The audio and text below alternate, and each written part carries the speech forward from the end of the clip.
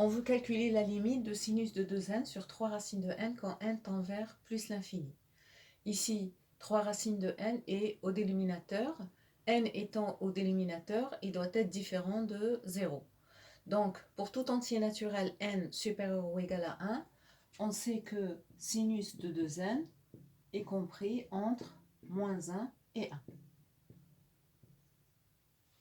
Alors, 3 racines de n étant un nombre qui est strictement positif, on peut diviser par lui partout. Donc ça équivaut à moins 1 sur 3 racines de n, inférieur ou égal à sinus de 2n sur 3 racines de n, inférieur ou égal à 1 sur 3 racines de n.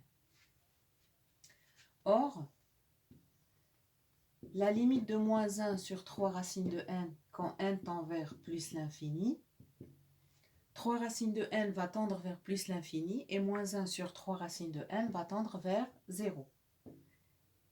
Et pareil, la limite quand n tend vers plus l'infini de 1 sur 3 racines de n, 3 racines de n va tendre vers plus l'infini, donc 1 sur 3 racines de n va tendre aussi vers 0.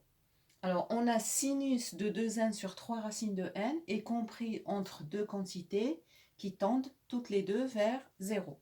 Donc, par encadrement, on peut déduire que la limite de sinus de 2n sur 3 racines de n va être aussi égale à 0. Donc, la limite